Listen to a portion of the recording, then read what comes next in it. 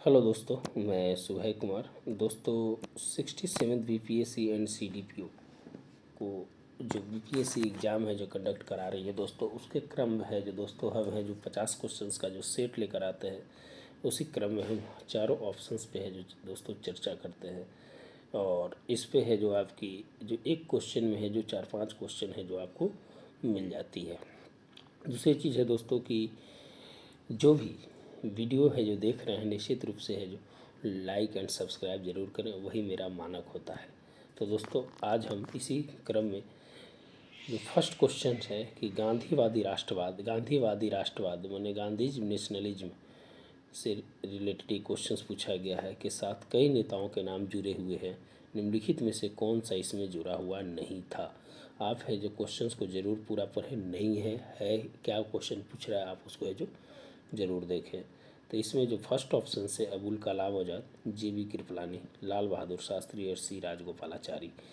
दोस्तों आप जानते हैं कि अबुल कलाम आज़ाद भारतीय राष्ट्रीय कांग्रेस के सबसे युवा अध्यक्ष के रूप में है जो इन्होंने 1923 में है जो इनकी है जो सबसे पहली है जो अध्यक्षता इन्होंने की थी, और लगातार 40 से 46 मानी 6 साल सबसे लंबा कार्यकाल भी इनका रहा है। अबुल कलाम आज़ाद के नाम पे है जो दोस्तों आप जानते हैं कि शिक्षक दिवस भी है जो मनाया जाता है। जेबी कृपलानी 1947 में जब भारत आज़ाद हुआ उस समय कांग्रेस के अध्यक्ष थे। जेबी कृपलानी से भी है जो दोस्तों क्वेश्चंस बनते हैं।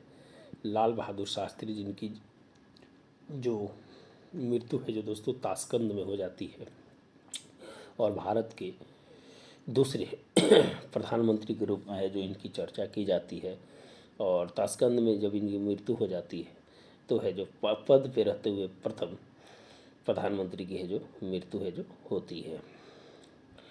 सी राजगोपालाचारी विदेश में भी है जो पहली ये जो प्रधानमंत्री की मृत्यु है जो लाल बहादुर शास्त्री के बारे में भी कहा जाता है। सी राजगोपालाचारी के जब आज जानते हैं कि CR फॉर्मूला 1944 में आया था, और उसमें कांग्रेस मुस्लिम लीग के बीच अंतर संबंध बनाने की बात की गई थी, और महात्मा गांधी ने भी है जिसका समर्थन किया था। तो सी राजगोपालाचारी 1944 में है जो CR फार्मूला है जो दिया जाता है। तो इस क्वेश्चंस का जो आंसर है दोस्तों इस क्वेश्चन का आंसर जो है वो हो जाएगा लाल बहादुर शास्त्री। इनकी आइडियोलॉजी से भिन्न थी। तो आप है जो इस तरह से है जो क्वेश्चंस को पकड़ने का है जो प्रयास करें। दूसरा क्वेश्चन है पूना सार्वजनिक सभा के गठन का श्रेय किसे दिया जाता है। ये 3 क्वेश्चन यहाँ बनता है दोस्तों। पूना सार्वजनिक सभा, बम्बई सार्वजनिक सभा और मद्रास सार्वजनिक सभा। तो दोस्तों पूना सार्वजनिक सभा का डेट है जो कहीं कहीं है जो दोस्तों 1867 और कहीं कहीं 1870 है जो लिखा हुआ है। तो आप है जो इस पर कन्फर्म जरूर कीजिएगा कि 70 है या 67 है। जहाँ तक मैंने पढ़ा है NCERT वेस्ट या कहीं अन्य किताबों में या विकीपीडिया में तो 1867 और कहीं कहीं 1870 पढ़ा है। तो आप है जो जरूर इसको ध्यान दीजिएगा। पूना सार्वजनिक सभा में 3 व्यक्ति का नाम आता है। तो उसमें जो सबसे पहला है जो दोस्तों महान MG रनाडे का नाम आता है। फिर है जो दूसरा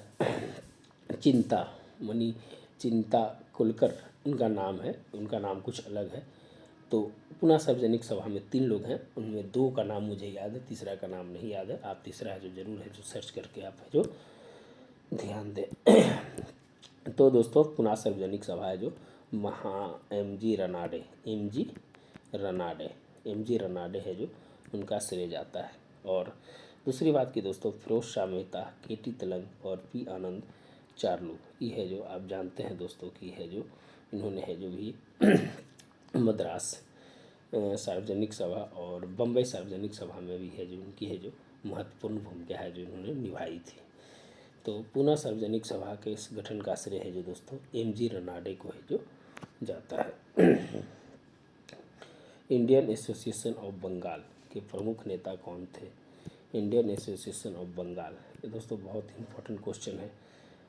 इनके प्रमुख नेता दोस्तों सुरेंद्र नाथ बनर्जी एंड आनंद मोहन बोस है जो इंडियन एसोसिएशन ऑफ बंगाल के प्रमुख नेता में इनकी है जो भूमिका रहती है।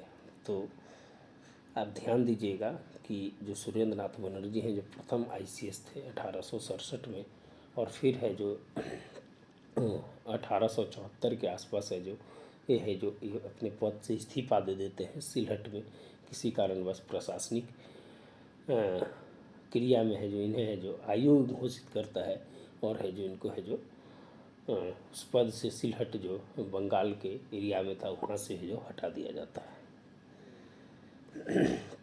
शिशिर कुमार घोष की एक पुस्तक है, बहुत बड़ी बड़ी पुस्तक है शिशिर कुमार घोष की, आप है जो उसको है जो जरूर है जो देख लीजिएगा। फिरोज शाह मेहता, केटी तलंग और पी आनंद चार्लू जो आप जो बम्बई सार्वजनिक सभा के बारे में जो अपनी चर्चा की उसके है जो महत्वपूर्ण नेता है जो रहे हैं। आगे बढ़ते हैं दोस्तों, जो इम्पोर्टेंट है, निम्नलिखित में से कौन सा सुमेलित नहीं है। क्वेश्चन को पूरा पढ़िए। मिदनापुर एवं कलकत्ता में 1902 में प्रथम क्रांतिकारी संगठन की स्थापना हुई थी, ये एकदम सही है दोस्तों। युगांतर नामक साप्ताहिक पत्रिका का प्रकाशन 1904 नहीं 1906 में है जो उसका प्रकाशन हुआ था, ध्यान रखिएगा। खुद्दीराम बोस और प्रफुल्ल चाकी की हत्या 1908 में, ये सही है दोस्तों। जो मुजफ्फरपुर कांड के बारे में आप जानते हैं, जिनकी उनकी पत्नी और बेटी पे है जो कनेडी, उसमें है जो उनकी हत्या होती है। ढाका अनुशूलन समिति 1908 में बर्रा डकैती जो बंगाल में पूर्वी बंगाल में है। तो दोस्तों इस क्वेश्चंस के अनुसार आपका जो आंसर होगा दोस्तों वो हो जाएगा युगांतर, ये है जो ऑप्शन आपका गलत है। यह जो ध्यान रखिएगा 1906 में, और इसी युगांतर में है जो दोस्तों है जो क्रांतिकारी ये था संगठन था उसके है जो पत्रिका निकाली जाती थी, और है जो इसमें है जो अरविंद घोष ने भी है जो अपनी है जो गिरफ्तारियाँ दी थी। आगे बढ़ते हैं दोस्तों। 1857 स्वतंत्रता संग्राम पुस्तक के लेखक है जो किसने, तो जानते हैं दोस्तों वीर सावरकर ने है जो 1857 के स्वतंत्रता संग्राम की पुस्तक लिखी थी। मित्र मेला 1899 में है जो इन्होंने स्टार्ट किया, 1904 में है जो पूरी तरह से जो मित्र मेला जो है वो है जो एक संगठन के रूप में आया। श्याम जी कृष्णन आप जानते हैं लंदन में इन्होंने है जो स्थापना है जो किया था, और कौन सा जो संगठन था आप उसका नाम कमेंट बॉक्स में है जो जरूर बताएं। मदन लाल ढींगरा जो उन्होंने कर्नल वायली की जो हत्या की थी मदन लाल ढींगरा, और लाला हरदयाल जो है जो सैन फ्रांसिस्को में 1913 में जो पश्चिमी भाग में है उत्तरी अमेरिका मैक्सिको का जो पार्ट है वहाँ सैन फ्रांसिस्को का पार्ट है वहाँ पर है जो 1913 में किया था, और जो इसके विचार जो सबसे पहले दिए थे सोहन सिंह भाखड़ा ने दिया था। तो है जो इस चीज़ को जो ध्यान रखिएगा। सुधाकर नामक पत्र का जो प्रकाशन किनके संरक्षण में हुआ था, तो सुधाकर नामक पत्रिका की बात आया दोस्तों तो आप है जो ध्यान दीजिएगा। इसमें ऑप्शन है बाल गंगाधर तिलक, गोपाल कृष्ण गोखले, जेपी वर्मा, एस.एन. सेन, चारों लेखक है दोस्तों। लेकिन जो सुधाकर जो था वह जो गोपाल कृष्ण गोखले का था, और महात्मा गांधी के राजनीतिक गुरु भी गोपाल कृष्ण गोखले थे। जब गांधी जी 9 जनवरी 1915 को जब भारत लौटे थे तो सबसे पहले उनकी है जो आने का जो स्वागत है वो मद्रास में हुआ था, यह ध्यान रखिएगा। उसके बाद गोपाल कृष्ण गोखले ने कहा था कि आप है जो घूम घूम कर है जो पूरे भारत की है जो समस्या को समझिए। तब है जो गांधी जी ने है जो अपना है जो राजनीतिक गुरु गोपाल कृष्ण गोखले को मान लिया था, और जिन्ना के भी राजनीतिक गुरु गोपाल कृष्ण गोखले हैं दोस्तों, ध्यान रखिएगा। तो सुधाकर का जो पत्रिका का जो प्रकाशन है गोपाल कृष्ण गोखले किए थे। बाल गंगाधर तिलक आप जानते हैं कि यह जो 1906 में है जो इन्होंने जो एक पत्रिका के कारण इसे जो 6 वर्ष की है जो सज़ा भी हुई थी, और 1914 में है जो वापस छूट कर आए थे। मराठा और केसरी पत्रिका है।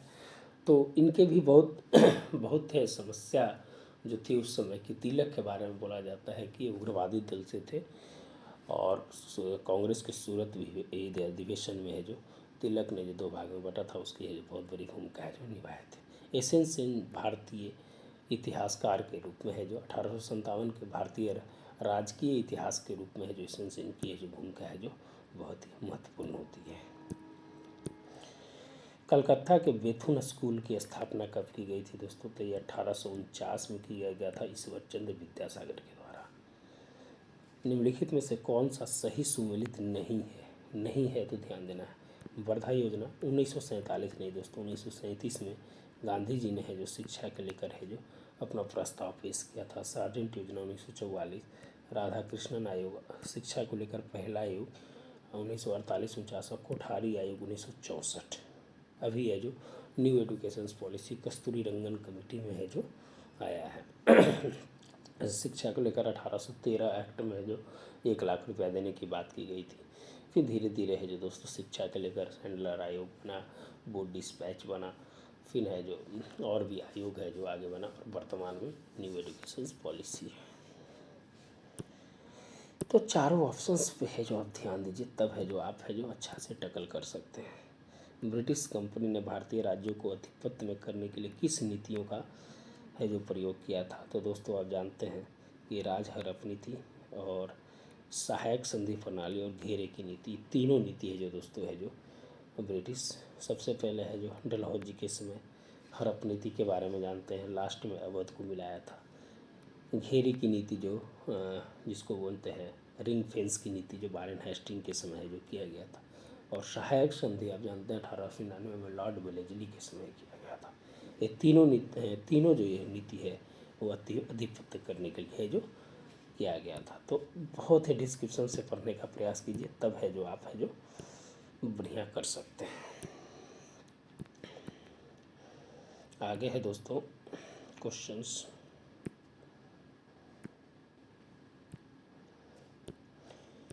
कि ब्रिटिश शासन के किस अधिनियम में सिविल सेवकों के कुछ पद आरक्षित किए गए थे? बहुत ही BBI क्वेश्चन है दोस्तों।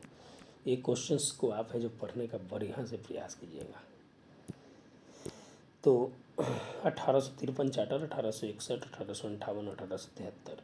तो 1873 का तो कोई अधिनियम था नहीं थी, खत्म हो जाएगा दोस्तों। 1853 चार्टर एक्ट में है जो सिविल सेवा के बारे में है जो ओपन कराने की है जो बात की गई थी। 1833 में जो शुभारंभ किया गया था सिविल सेवा परीक्षा के कराने के लिए, लेकिन उसको लागू 1853 के चार्टर एक्ट में किया गया।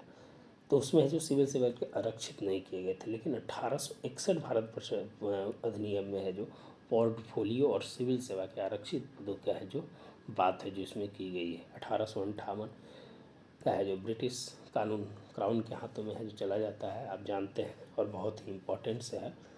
और यहाँ पर है जो भारतीयों को है जो विदेश में जो ब्रिटेन में है जो एक के सचिव पद के रूप में है जो वहाँ पर है जो दिया जाता है। तो इसका आंसर हो जाएगा 1861। निम्नलिखित में से किस काल में महालेखा परीक्षक पद का सृजन किया गया? दोस्तों इसका है जो हमने आपको बताया है कि महालेखा परीक्षक है जो लॉर्ड कैनिंग के समय में है जो किया गया था। कैग के जानते हैं कि 148 से 151 अनुच्छेद के बीच में है, कंट्रोलर ऑफ ऑडिटर जनरल, और मुर्मू साहब है अभी, और भाग 5 में है दोस्तों आप है जो इसको। और ये पटल है जो राष्ट्रपति को सौंपता है अपना रिपोर्ट, और राष्ट्रपति है जो सदन में है जो देता है। लॉर्ड कॉर्नवालिस के बारे में आप जानते हैं, सिविल सेवा का जनक के रूप में है जो न्यायिक सेवा का जनक के रूप में है जो कॉर्नवालिस को जाना जाता है। लॉर्ड डलहौजी के बारे में बहुत सारे सुधार हुए उस समय। लॉर्ड हॉर्डिंग आप जानते हैं लॉर्ड हॉर्डिंग के बारे में। लॉर्ड कैनिंग अपना प्रथम जो वाइसराय था वो है जो लॉर्ड कैनिंग था। तो ये सब है, आप छोटे छोटे इस सब के बारे में जानिएगा। इसे तो हम बहुत लंबा डिस्क्रिप्शन दे सकते हैं इसमें, लेकिन छोटा छोटा है जो आप है जो जरूर। तो महालेखा परीक्षक लॉर्ड कैनिंग के समय में। चंद्रगुप्त मौर्य का महल निम्नलिखित में से किससे प्रेरित था? देखिए चंद्रगुप्त मौर्य है तो ऑप्शन है सिंधु घाटी सभ्यता, तो ये हो ही नहीं सकता है दोस्तों। मेसोपोटामिया के महलों से तो ये भी नहीं हो सकता है। तो ईरान के पर्सेपोलिस और अर्किमिन महलों से रिलेटेड है। तो चंद्रगुप्त मौर्य है जो जानते हैं जो इन्हें है जो विजेता के रूप में है जो जाना जाता है। और इनकी जो महल थी वो है जो कुम्हरार में है, पटना में है, जो लकड़ी का बना हुआ है। और ईरान के जो पर्सेपोलिस और अर्केमियन महलों से है जो उसकी है जो उससे भी भव्य तुलना है जो की जा सकती है। वो एक सुरक्षात्मक किला बनाया गया था जिसे हमले में है उस हमले से है जो उसे है जो बचाया जाए, इसलिए उसमें विशेष प्रकार की है जो कृतियाँ भी है जो की गई थी। तो ईरान के पर्सेपोलिस और अर्केमियन महलों से एरियन ने कहा था कि ये है जो जो ये महल है, ये है जो कहीं ना कहीं है जो मानव निर्मित नहीं है, देव निर्मित है, ऐसा भी है जो इसके बारे में है जो कहा गया था दोस्तों।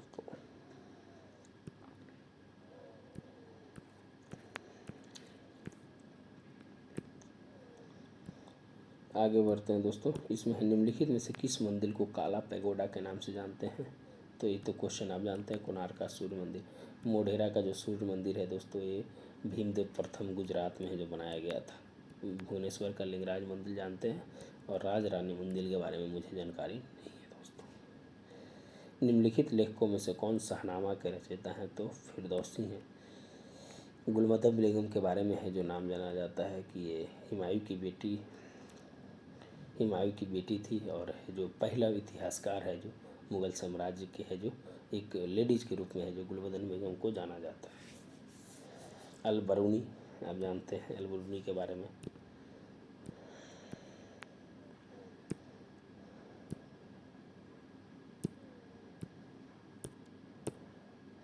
ईरानी त्योहार नौरोज़ को मनाने का शुरुआत किसने किया था? तो बलबन किया था दोस्तों। ये सब है जो दिल्ली सल्तनत का 1206 से लेके 1526 तक का जो पूरा काल है दिल्ली सल्तनत का, उसको है जो ज़रूर पढ़िएगा। तो ईरानी त्योहार नौरोज़ जो है बलबन ने मनाने का फैसला लिया था।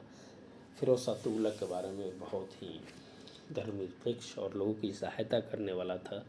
रजिया सुल्तान प्रथम महिला सुल्तान थी, जो अल्तुनिया से की शादी हुई थी और कैथल में इसकी हत्या कर दी गई थी। अलाउद्दीन खिलजी के बारे में आप जानते हैं, जो क्वेश्चन पूछता है 50% राजस्व के बारे में, दीवाने मुफ्त खराज, जो अलाउद्दीन खिलजी से रिलेटेड है। तो दोस्तों क्वेश्चंस बहुत हैं, लेकिन शॉर्ट डिस्क्रिप्शन जो पूछे जा रहे हैं वही है मैंने बता रहा। निम्नलिखित में से कौन सा युग में सही सुमेलित नहीं है? मरुस्थल है दोस्तों बारबट्टन, ऑस्ट्रेलिया में अगर बात किया जाए दोस्तों, तो जो मरुस्थल है हमेशा है जो पश्चिमी तट पे है जो मरुस्थल है, पूर्वी तट पे उसका कोई भी मरुस्थल नहीं है। तो बारबट्टन है जो ऑस्ट्रेलिया में है। कालाहारी बोत्सवाना, जो आप दक्षिण पार्ट में आप जानते हैं। कराकुरम नामीबिया में ना होकर ये दोस्तों तुर्कमेनिस्तान में है, और अटाकामा है जो उत्तरी चिली में है। तो आप है जो इसको ध्यान रखिएगा, इसका आंसर हो जाएगा काराकुम।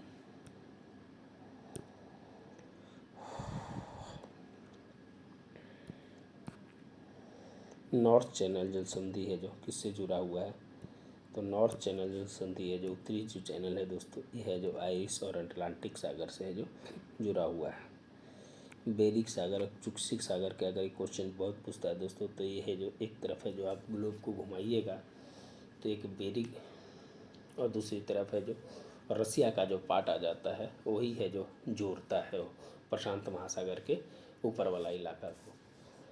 तो आप है जो ज़रूर है जो इसका ध्यान रखेगा। तो नॉर्थ चैनल जो है आयरिश सागर और अटलांटिक महासागर है। निम्नलिखित में से कौन सी नदी चीन और रूस के बीच है जो प्राकृतिक सीमा बनाती है? तो आमोर नदी है जो ये प्राकृतिक सीमा बनाती है। मेकांग गंगा है जो 6 देशों से गुजरती है। बुल्गा यूरोप में बहती है, और बोल्दाई नामक शायद पहाड़ से निकलती है और काला सागर में जो गिर जाती है। निम्नलिखित में से कौन सा सागर प्रशांत महासागर में स्थित नहीं है? तो मोरियाना प्रशांत में सबसे नीचे 11 किलोमीटर। टोंगा भी है जो दोस्तों, और मिंडानो भी है, ये है जो कैरेबियन सी के आसपास में है ये प्रशांत महासागर में। और सुंडा जो है दोस्तों हिंद महासागर का है जो गर्त है, तो ध्यान रखिएगा। इसमें अटलांटिक महासागर के आकार अगर पूछे तो एस आकार का है दोस्तों, और हिंद महासागर का है जो त्रिभुजाकार है। तो आप जो इसको जो ध्यान इसको भी रखिएगा। भारत में सर्वाधिक विस्तृत क्षेत्र में पाई जाने वाली मिट्टी कौन सी है? तो निश्चित रूप से जानते हैं दोस्तों जलोढ़ मिट्टी है जो 41% पे है जो सबसे ज़्यादा पाई जाती है। उसके बाद काली मिट्टी है, फिर है जो लाल मिट्टी है, फिर लेटराइट मिट्टी है। भारत में मैग्नीज का सर्वाधिक उत्पादक राज्य कौन सा है? तो मैग्नीज जो है दोस्तों सबसे ज़्यादा है मध्य प्रदेश में है जो मैग्नीज है जो पाया जाता है। ये सब शॉर्ट क्वेश्चन है दोस्तों, फटाफट करके निकलने का है ऐसा।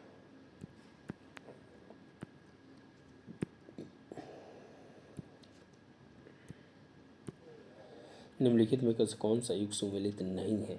स्थल प्रदेश मंगोलिया जानते हैं, चाइना और रसिया के बीच में मंगोलिया है।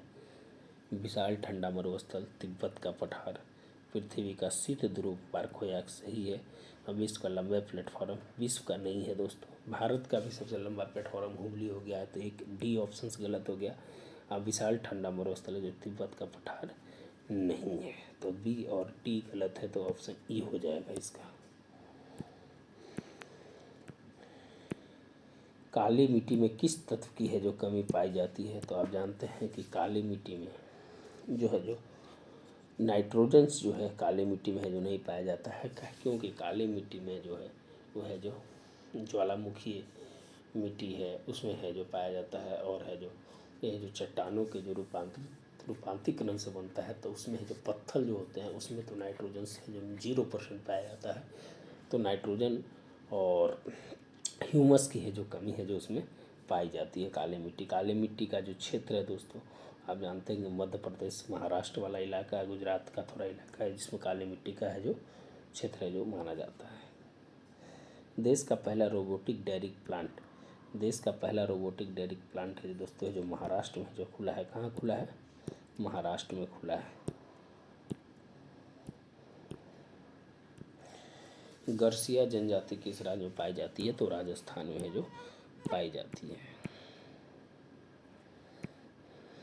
2011 की जनगणना के अनुसार 2011 की जनगणना के अनुसार दशकीय वृद्धि दर शब्द है सावधानी के, बिहार का 6ठा स्थान है दोस्तों, आप ध्यान रखिएगा। और मेघालय जो है सब सर्वाधिक है जो सर्वाधिक वृद्धि दर है जो उसमें है। फर्टिलिटी रेट के बारे में पूछ देगा दोस्तों, तभी ये जो NHS 5 जो आया है फैमिली हेल्थ सर्वे, उसमें है जो 3.0 है जो बताया गया है बिहार का, और 2.0 है जो भारत का बताया गया है, तो ज़रूर है जो इसको ध्यान रखिएगा। ज्वालामुखी सक्रियता द्वारा किस प्रकार झील का निर्माण किया जाता है? ये भी है जो क्वेश्चन बहुत ही इम्पोर्टेंट है, ज़रूर है जो इस पर आप है जो गौर कीजिएगा। तो अलवणीय झील, ज्वालामुखी से रिलेटेड कोई अलवणीय लवण समुद्र से रिलेटेड है। दूसरा है जो कास्ट है जो दोस्तों, ये है जो इस प्रकार कॉप टाइप का बन जाता है, दो पहाड़ों के बीच में है जो बनता है कास्ट, तो ये है ज्वालामुखी से कोई रिलेटेड नहीं है। लैगून झील वो है जो ज्वालामुखी सक्रियता से कोई लेना देना नहीं है, तो कोल्डेरा एक आपका ऑप्शन इसमें बचेगा, तो ध्यान रखिए। व्यापारिक हवाएं होती है, व्यापारिक हवाएं जो भूमध्य सागर के 5 से 10 अक्षांशों के बीच है जो बहती है, और नियमित और स्थिर रूप से जो ये बहती है, तो आप है जो व्यापारिक हवाएं हैं जो इससे है जो नियमित और स्थिर बहती है।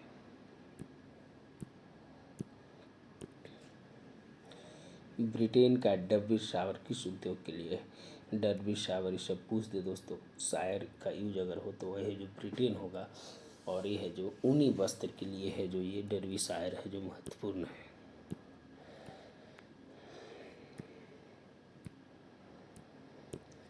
कालाधन मल्टी मॉडल परागण परिवहन का परियोजना किस देश से संबंधित है? तो यह है जो दोस्तों है जो दक्षिण पूर्व एशिया देश से है कालाधन प्रोजेक्ट, और भारत का प्रवेश द्वार है जो बहुत ही इम्पोर्टेंट है नॉर्थ ईस्ट, तो म्यांमार है। ये है जो बाला कालाधन मल्टी IMT जो रूट बढ़ रहा है इंडिया म्यांमार थाईलैंड, वही रूट पे है जो म्यांमार में कालाधन मल्टी मॉडल प्रोजेक्ट है जो बनाया जा रहा है। अगर कुछ पोर्ट की बात करें दोस्तों, तो म्यांमार में सीतवे पोर्ट है, बांग्लादेश में चटगांव है, मालदीव में माले है, और श्रीलंका में हम्बनटोटा एंड कोलंबो पोर्ट है। निम्नलिखित में से किस नए राजमार्ग की घोषणा भी हाल में हुई है? एक करेक्ट का क्वेश्चन है दोस्तों। इस पे अगर कुछ बात करें बिहार में अगर राष्ट्रीय राजमार्ग की, तो 5476 किलोमीटर है, और राजमार्ग 3713 किलोमीटर है। पटना में सबसे ज़्यादा, और सबसे ज़्यादा बिहार में है जो 31A है, और सबसे छोटा है जो 727A है। ये है जो ज़रूर ध्यान रखिएगा। मोदी सरकार पहल, मोदी सरकार पहल की घोषणा किस राज्य सरकार ने किया है? तो है जो उड़ीसा सरकार ने है जो मोदी सरकार पहल की है जो घोषणा है जो किया है। हाल ही में चर्चा में रहा फ्यूल हमसफ़र, ये बहुत ही इम्पोर्टेंट है दोस्तों। फ्यूल हमसफ़र ऐप ये है जो श्रम से रिलेटेड है, श्रम विभाग से रिलेटेड है। और ये है जो इस गवर्नमेंट से पहले है जो संतोष गंगवार थे, श्रम मंत्री थे, उन्होंने है जो इसकी जो इस ऐप का है जो लॉन्च किया था। किस राज्य की विधानसभा में ई विधान प्रक्रिया लागू की गई है? दोस्तों अगर इस क्वेश्चन को पूछेगा तो बिहार में भी ई विधान प्रक्रिया है जो लागू हो गई है। इस ऑप्शंस के अनुसार है जो अरुणाचल प्रदेश इसका आंसर होगा। किस राज्य सरकार ने युवा स्वाभिमान योजना की है जो शुरुआत की है? तो युवा स्वाभिमान योजना है जो मध्य प्रदेश के द्वारा है जो चालू किया गया है। करेंट का क्वेश्चन है दोस्तों, आप जरूर है जो ध्यान रखिएगा। किस राज्य में मोदी किचन है की शुरुआत की गई है? तो मोदी किचन है जो तमिलनाडु में है जो शुरुआत की गई है। कहाँ? तमिलनाडु में। टाटा पावर के द्वारा यूरोप में किस देश में सुवाखेवी हाइड्रो पावर प्रोजेक्ट का संचालन किया गया है? तो जॉर्जिया में। दोस्तों आप जानते हैं कि अभी यूक्रेन के पास जो जॉर्जिया था 2014 में, उसे है जो बांट कर क्रीमिया है जो रूस ने ले लिया, और इसलिए G8 से उसे बाहर करके G7 कर दिया गया था।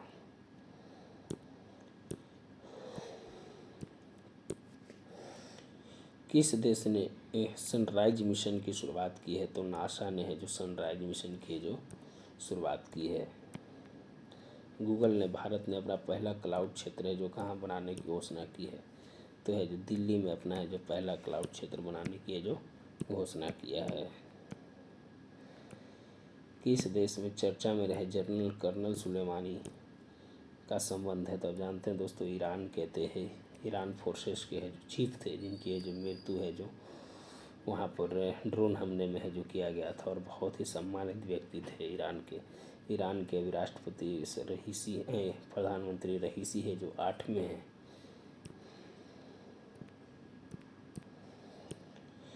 अभी एक JCPO एग्रीमेंट भी ईरान में चल रहा है 2015 का दोस्तों, उस वियना में बैठक है उसकी चल रही है। हाल ही में चर्चा में रहा प्रोजेक्ट प्राण का संबंध किससे है? तो स्वदेशी वेंटिलेटर से है। प्रोजेक्ट प्राण DRDO के द्वारा बनाया गया था। भारत सरकार ने किस स्थलों के यूनेस्को में आगामी 7वीं विश्व धरोहर सूची में शामिल करने की जो पेशकश की है?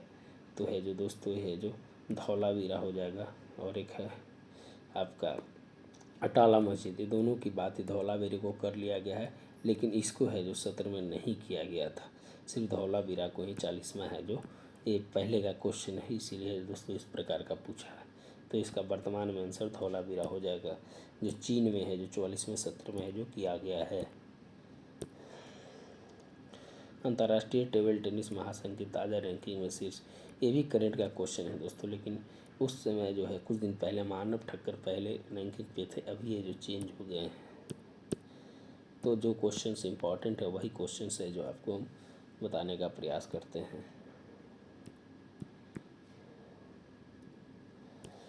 दो 2020 के विजडन के पुरुष और महिला वर्ग शीर्ष में किसे घोषित किया गया है? तो Ben Stokes and Ellyse Perry को है जो किया गया है।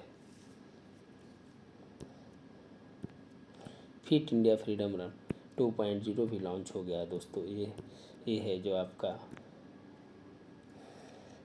शारीरिक स्वास्थ्य से रिलेटेड है जो इसका आंसर हो जाएगा। अनुराग ठाकुर ने इसे जो चालू किया है। ICC महिला T20 2020 है जो कहाँ पर आयोजन किया गया है? तो ऑस्ट्रेलिया में है जो इसका है जो आयोजन किया गया है। हाल ही में सुर्खियों में रहे रक्षक, ये है जो दोस्तों स्वास्थ्य क्षेत्र से है, इसको है जो एक एम्बुलेंस बनाया है, मोटर गाड़ी एम्बुलेंस है, इस तरह से है जो पीछे है जो बनाया है। अगर किसी प्रकार की होती है तो मोटर गाड़ी पर ही बैठा के, मोटर गाड़ी में मोटरसाइकिल एम्बुलेंस के रूप में जो रक्षक का नाम है जो दिया गया है। चीफ ऑफ डिफेंस स्टाफ आप जानते हैं जनरल बिपिन रावत है जो प्रथम चीफ ऑफ डिफेंस स्टाफ के रूप में नियुक्त किया गया था। राइट लिवलीहुड अवार्ड 2020 अगर इस दोनों पूछेगा, ध्यान रखिएगा दोस्तों, किसको है जो मिला है? तो नसीर सोतोहिउद को, और 2021 का मिला है लाइफ फाउंडेशन को मिला है, ध्यान रखिएगा। रवीश कुमार को किस पुरस्कार से है जो सम्मानित किया गया है? तो रमन मैग्सेसे पुरस्कार इस बार है जो 5 को मिला है। 5 का नाम कमेंट बॉक्स में ज़रूर बताइए दोस्तों। ये था आज का 50 क्वेश्चन। अच्छा लगता है तो लोगों को भी ज़रूर शेयर करें, वही मेरा मानक होता है। और सब्सक्राइब ज़रूर करें, ये मेरी निवेदन है। धन्यवाद दोस्तों, मिलते हैं नए वीडियो के साथ। धन्यवाद।